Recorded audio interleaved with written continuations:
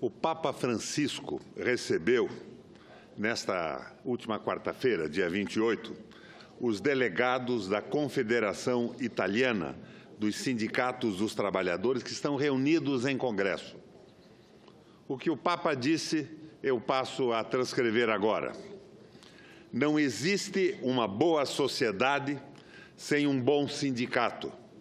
E não há um bom sindicato que não renasça todos os dias nas periferias, que não transforme as pedras descartadas da economia em pedras angulares.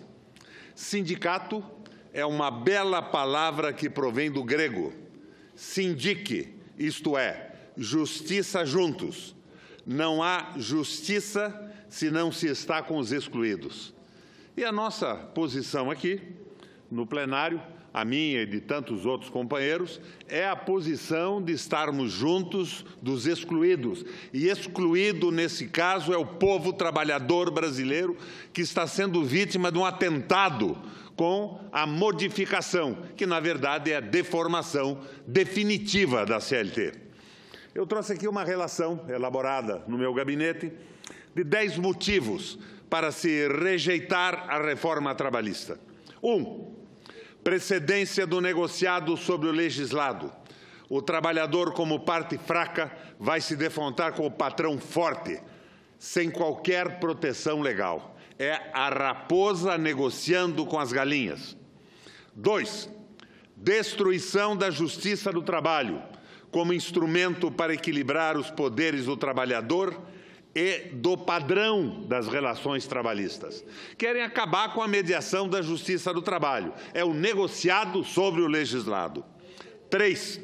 A instituição do trabalho intermitente, que na prática, para milhões de trabalhadores, vai liquidar com a obrigatoriedade do pagamento ao trabalhador do salário mínimo. Estão abolindo o salário mínimo no Brasil. 4. A impossibilidade prática de novos trabalhadores se aposentarem, sobretudo quando se considera a possível generalização do trabalho intermitente. 5. O enfraquecimento planejado dos sindicatos em termos financeiros, com a retirada abrupta do imposto sindical. 6. O enfraquecimento funcional dos sindicatos, na medida em que não mais se requererá a presença obrigatória para homologação de rescisões de contratos de trabalho. 7. A generalização da terceirização, inclusive em setores empresariais de atividades afins, com inevitável precarização do mercado de trabalho em larga escala. 8. A pejotização. É a transformação do trabalhador em pessoa jurídica, generalizada da força de trabalho. Cada trabalhador vai se transformar em uma empresa, sem direito a férias. 13º, descanso remunerado, recolhimento do fundo de garantia, desconto para a Previdência. As empregadas domésticas, por exemplo, recentemente reconhecidas como trabalhadoras, serão compelidas à pejotização, a se transformarem em pessoas jurídicas, retornando à condição anterior de trabalhadoras precárias. 9. A jornada de trabalho poderá ser estendida ilimitadamente, pois dependerá de negociação direta entre trabalhadores e empregadores. Em uma circunstância como a de hoje, com quase 14 milhões de desempregados, é de se prever que o trabalhador aceitará jornadas de trabalho estendidas. 10º, o projeto admite que mulheres grávidas ou lactentes trabalhem em locais insalubres. Dependendo da avaliação sobre tais condições de médicos vinculados ao empregador. O dado mais extravagante, levado pelos proponentes da reforma, é que ela resultará em criação de empregos. Isto é absolutamente falso. Ao contrário, A reforma é destruidora de empregos formais, pois os empregadores não perderão tempo em trocar empregados seletistas por trabalhadores autônomos não registrados na CLT. Em situação de depressão, uma depressão jamais vista no Brasil, com a precarização do mercado de trabalho, a troca será inevitável. Ao contrário, sempre dependerá de aumento do consumo o desenvolvimento econômico, o que só ocorrerá com o aumento do emprego e dos salários. No mais, presidente, essa proposta está na contramão de tudo o que aconteceu no mundo em recessões semelhantes à que vivemos. Na Alemanha, o governo, nas mãos do economista Yarmar Schacht, reduziu o pagamento de juros na rolagem da dívida a quase nada e fez uma negociação com as grandes empresas nacionais para o restabelecimento da infraestrutura do país, as autobans, as siderúrgicas, as hidrelétricas, e garantiu para as pessoas que investissem nesses projetos uma taxa interna de retorno garantida pelo Banco Central, que chamou-se MOF. Em 6 meses, o trabalho havia sido retomado. Não havia aí uma grande preocupação com os trabalhadores, mas com a economia. Isso era o tal nacional-socialismo, mas funcionou. Já nos Estados Unidos, no New Deal, no novo pacto, sob o comando de Franklin Delano Roosevelt, a coisa foi aperfeiçoada. Roosevelt se inspirou numa proposta taylorista, utilizada por Ford nas linhas de montagem. O taylorismo é a especialização do trabalho.